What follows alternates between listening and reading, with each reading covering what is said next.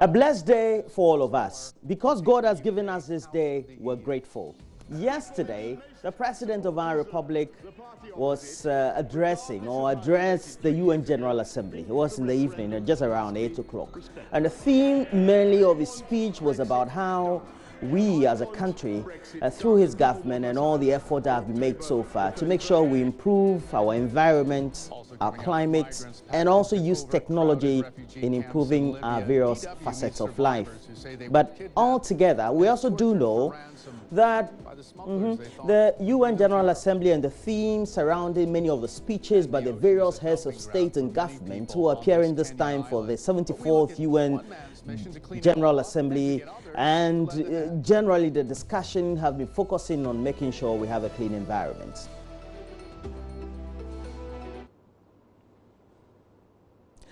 Well, we all need a clean environment. The president has indicated the efforts being made, but you and I also need to make the efforts. If you take a look around the world, we're told that our environment is depleting. We need a lot more greenery. We don't need to deplete what we already do have. Rather, we need to add. So, just in case you're living in any community around you, where you know that there's constant dissipation of the vegetation, you also need to make sure you're part of the community to plant trees, maintain some greenery all around you. We have a better world when we all keep it quite neat, the way the ecology needs.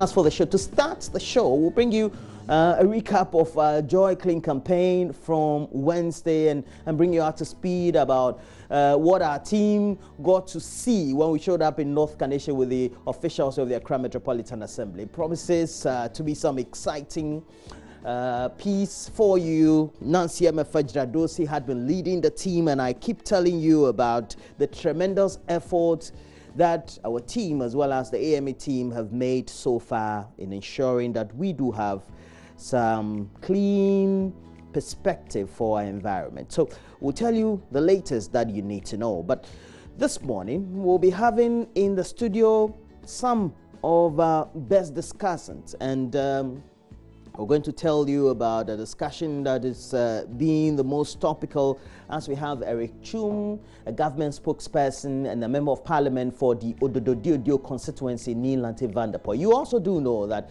he would have been in after we've had some great sports stories, because already there have been at least some individuals who are, quote unquote, as the sports journalists will say, football people, and they are vying for who becomes the president of the Ghana Football Association, who is going to succeed the great man Kwesi Nyantakyi. Well, forget about all the umpires and the corruption issues that had surrounded him, but what will be their contribution? And Benedict also will bring us the latest wrap-up of how their campaigns so far have been going on. And please, I will also tell you about all that you need to know, because our main focus documentary is also on Faustina Safo, and My Status is her latest documentary. It talks about a 20-year-old who got infected with HIV and subsequently, for good reason, has decided to be part of this great story.